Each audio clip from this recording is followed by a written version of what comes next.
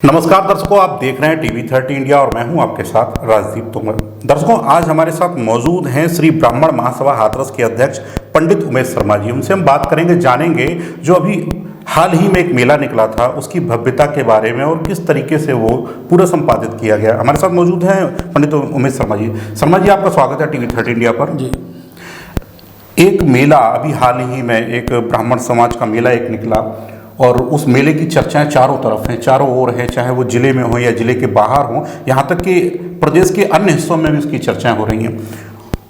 कहीं ना कहीं एक ऐसा मेला जो जिस मेले को देखकर लोग प्रेरणा ले रहे हैं कि अगर कोई भी व्यक्ति मेला निकाले, चाहे किसी समाज का हो या किसी भी संगठन का हो, तो वो इस तरीके का मेला हो, इस तरीके का निकाला जाए, ये शोभा यात्रा है उस तरीके से निकाली जाए। तो उसको लेकर हम जानना चाहेंगे कि ये मेला जो था, इस मेले की क्या रूपरेखा थी, किस तरीके से, क्योंकि ये एक बहुत बड़ा काम था और ये बिना किसी प्रेरणा के संभव नहीं है। तो कहाँ से वो प्रेरणा मिली और किस तरीके से संभव हो पाया? तोमर जी, सबसे पहले मैं आपको बता दूं, हमारी जिस समय हमको अध्यक्ष बनाया गया था तो उस समय हमको किसी मेले का निकालने का कोई अनुभव नहीं था। हमारे साथ सारी हमारी नई टीम थी, जिसमें हमारे संयोजक बालकृष्ण शर्मा जी थे, संयोजक मनोज श्रोती थे, संयोजक देवेंद्र शर्मा थे, सह संयोजक दीपक शर्मा और दुर्गा दत्त उपाध्याय जी थे। इन लोगों ने कभी भी इस तरीके का कोई मेला वगैरह कभी नहीं निकाला। सारी युवा टीम थी, लोगों में जोश था, हम लोग समाज के लोगों से जुड़े, लोगों ने हमको सहयोग किया, भगवान परशुराम जी का आशीर्वाद हुआ और हम इतना भव्य मेला निकालने में निकाल पाए। उसके बाद में भी हम लोगों ने एक नई जागरूकता के तहत, एक नई सोच के साथ इस मेले को लोगों के सामने प्रस्तुत किया। भगवान परशुराम जी का आशीर्वाद हमारे साथ था, लोगों का सहयोग हमारे साथ था, क्षेत्र की जनता हमको भरपूर प्यार दे रही थी। हमने इस मेले में जगह जगह, सबसे पहले तो हमने ठाकुर जी का जब मेला निकलता है या कोई उत्सव होता है तो पहले रंगोली बनाई जाती है सर्वप्रथम। तो हमने जगह जगह अपने शहर के प्रमुख चौराहों पर एक रंगोली, विशेष प्रकार की रंगोली का सजावट कराई, जो जिसके लिए कारीगर हमने बाहर से बुलाए थे। उसके बाद हमने जो इसमें एक ढोल, बॉम्बे वाला ढोल था जो बहुत फेमस था, जिसमें 70 लोगों का ग्रुप था वो, जिसमें 30 लेडीज़ और 40 जेंट्स आए थे।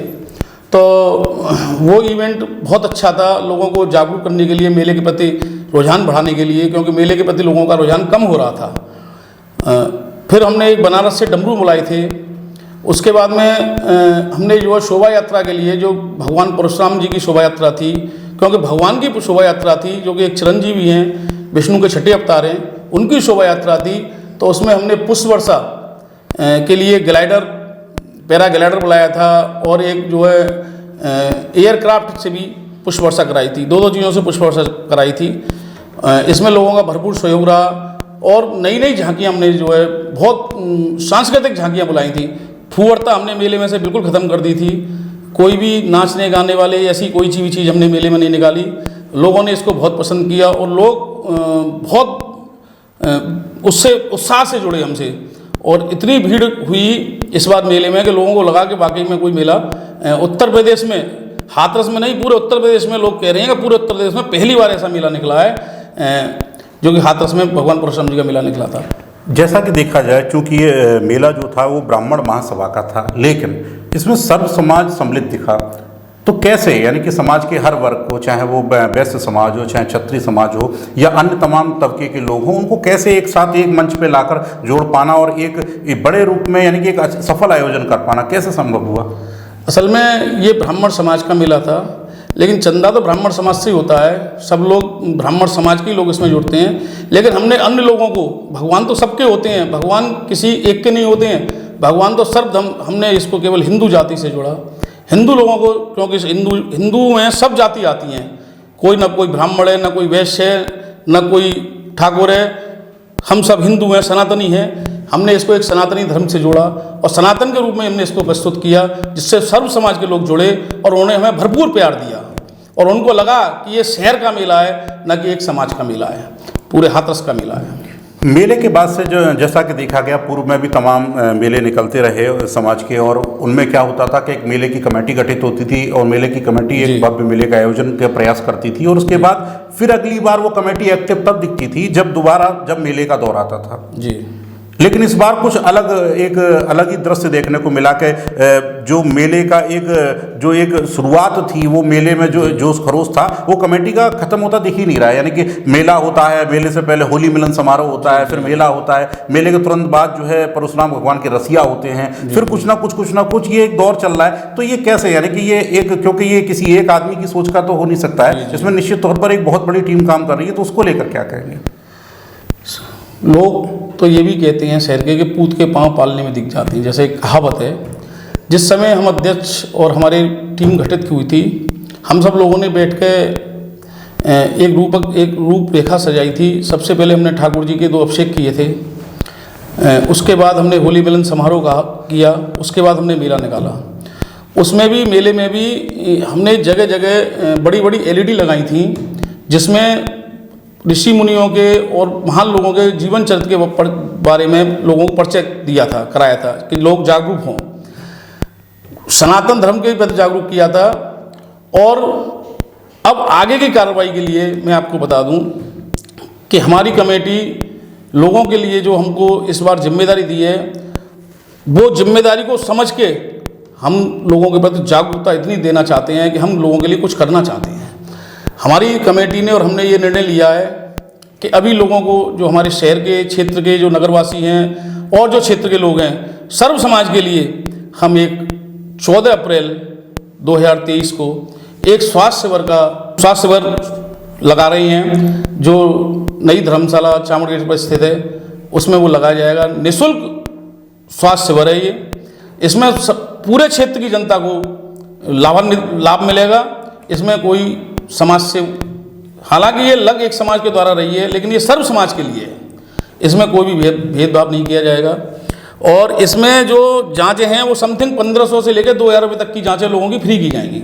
यानी कि एक व्यक्ति की जो जांच है वो, इनमें कौन कौन सी जांचें हैं? इनमें आपकी जैसे ब्लड प्रेशर है, एक रैंडम शुगर है, ECG है, एक्सरे है, पूरी फुल बॉडी का एक्सरे है, और आपका जो है BMD जो हड्डियों से रिलेटिव है, जो सबसे महंगी जांच है। और आपको मैं बता दूं तोमर जी, इसमें जो है जो मशीनें आ रही हैं, जो जांच करने वाली मशीनें, वो सब मशीनें विदेशी हैं और बहुत ही अच्छी मशीनें हैं जो आसपास के क्षेत्र में यहाँ पर अभी उपलब्ध नहीं है। उन मशीनों के द्वारा जांच की जाएंगी और सही जांच होंगी, लोगों को इसका बहुत बड़ा लाभ मिलेगा। दूसरी बात, मैं आपके चैनल के माध्यम से कहना चाहता हूँ कि इसमें एक फिजिशियन डॉक्टर, हार्ट के डॉक्टर और हड्डी विशेषज्ञ डॉक्टर, जो कि विश्व प्रसिद्ध डॉक्टर हैं, जो दिल्ली से आ रहे हैं, वो उनकी सेवाएं लोगों को मिलेंगी और उनका लोगों को लाभ अधिक से अधिक लेना चाहिए। मेरा क्षेत्र की जनता से, सर्व समाज के लोगों से ये विनम्र निवेदन है कि वो 14 अप्रैल को नई धर्मशाला में सुबह 10 बजे से लेके और शाम को 4 बजे तक, जिसका समय है शिविर का, वहाँ आएँ। जो हम शिविर लगा रहे हैं, स्वास्थ्य शिविर जो निःशुल्क है, इसका पूरा लाभ लें, यही मैं कहना चाहता हूँ। अच्छा, जैसे ये जो जांचें हो रही हैं, क्या कोई बंधन है कि एक व्यक्ति एक जांच करा सकता है, या ये 4-5 जांचें व्यक्ति करा सकता है? कोई बंधन नहीं है इसमें। मैं आपको बता दूं तोमर जी कि जो एक स्वस्थ व्यक्ति है उसको तो कुछ कराने की ज़रूरत नहीं है, लेकिन वो भी कराना चाहे वो भी करा सकता है। और शुगर का जो पेशेंट है, शुगर के पेशेंट के लिए हार्ट की जाँच और रैंडम ब्लड शुगर, ये सबसे महत्वपूर्ण जाँच है। ECG और ब्लड प्रेशर, ये अधिकतर लोगों में है। तो और हड्डी की एक जांच ऐसी है जिसके लिए लोग परेशान रहते हैं, क्योंकि उम्र के अनुसार लोगों को कभी गठियाबाजी हो गई, पैरों में दर्द हो गया, हाथों में दर्द हो गया, इसकी दिक्कतें हो जाती हैं। इसके लिए हमने एक हड्डी के डॉक्टर को स्पेशली बुलाया है कि हमारी क्षेत्र की जनता को इससे लाभ मिले और उनके अनुभव का वो लाभ ले सकें। अच्छा, ये जो डॉक्टर आएंगे, जो योग्य डॉक्टर बैठेंगे, क्या इनकी भी कोई फीस तो लगेगी? क्या ये भी मुफ्त रहेगा जाँचों के साथ साथ? तोमर जी, मैं आपको बता दूँ, सारा शिविर का जो है वो सब निःशुल्क रहेगा।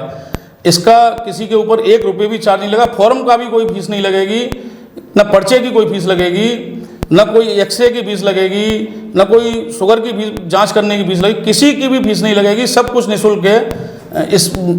इसके लिए मैं क्षेत्रीय जनता से कहता हूं कि इसका जरूर लाभ लें। अच्छा, ये इसका जो प्रोसीजर क्या है, अगर कोई व्यक्ति वहाँ पे इस निःशुल्क शिविर का लाभ लेना चाहता है तो किस तरीके से, कोई रजिस्ट्रेशन के लिए कहीं अप्लाई करना होगा, कोई फॉर्म भरना होगा, या वहीं पर जाकर सब कुछ करना होगा?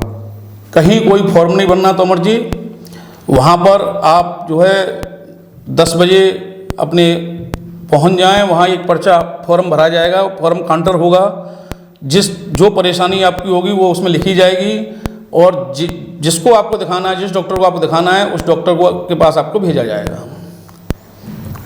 ये एक बहुत पूरे हाथरस के लोगों के लिए एक बड़ा अच्छा पल है कि इतनी जो महंगी जांचें, जिसके लिए लोग जो है 1000 से 1500 2000 तक खर्च करते हैं, ये सारी जांचें निःशुल्क होंगी। और जो योग्य डॉक्टर हैं जो कि दिल्ली से आएंगे, वो उसमें अगर किसी को कोई दिक्कत भी जांच में ऐसी चीज़ आ रही है तो वहाँ पर दिखाकर और परामर्श ले सकते हैं, और आगे के लिए जो है उन्हें मालूम चल सकेगा, अपने आप को स्वस्थ रख सकेंगे। एक बहुत अच्छी प्रेरणा है, बाकी लोगों को भी इनसे प्रेरणा लेनी चाहिए कि ये एक श्री ब्राह्मण महासभा हाथरस द्वारा एक बहुत भव्य शिविर आयोजित किया जा रहा है, और ये एक अपने आप में बहुत अनूठा शिविर है। और ये 14 तारीख को जितने भी लोग हैं, जो आसपास के लोग हैं, वो इस शिविर में जरूर जाएं। अच्छा, ये शिविर जैसे कि एक मेला हुआ, मेले के बाद से लगातार कार्यक्रम हो रहे हैं और फिर शिविर ये आयोजित हो रहा है, तो क्या ये एक कंटिन्यू में आपने कोई एक रोड मैप बना रखा है, या आपके संगठन ने कोई रोड मैप बना रखा है कि हमें लगातार कुछ ना कुछ करना है? क्योंकि इतने कम समय के बीच में 4 से 5 कार्यक्रम होना, और वो भी सफल कार्यक्रम होना, ये अपने आप में एक बड़ी बात है। तोमर जी, मैं आपको बता दूं, जो हमारी टीम है उसमें सारे लोग युवा हैं, सारे लोग स्वच्छ छवि के हैं। उन लोगों में ये उत्साह है कि हम समाज के लिए कुछ ना कुछ करें। इसी उत्साह के अनुसार हम लोग ये कार्य कर रहे हैं, और समाज का हमको, सर्व समाज का हमको समर्थन मिल रहा है, प्यार मिल रहा है। इसी के तहत 14 अप्रैल को हमने ये स्वास्थ्य शिविर रखा है। इसके बाद में 23 अप्रैल को दाऊ बाबा के मंदिर पर हमने एक प्रोग्राम रखा है। उसमें हम सुबह 9 बजे से हमारा हवन कार्यक्रम है, जिसमें सब लोग हवन में शामिल हो सकते हैं।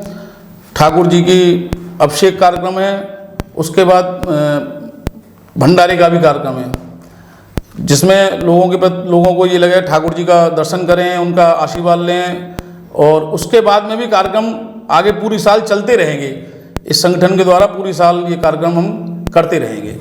क्या गरीब कन्याओं को लेकर संगठन की, जो ब्रह्म समाज की गरीब कन्याएं, उनको लेकर कोई प्लानिंग है कि कुछ आगे की भविष्य की कुछ प्लानिंग है संगठन द्वारा, है ऐसी कुछ चल रही हैं?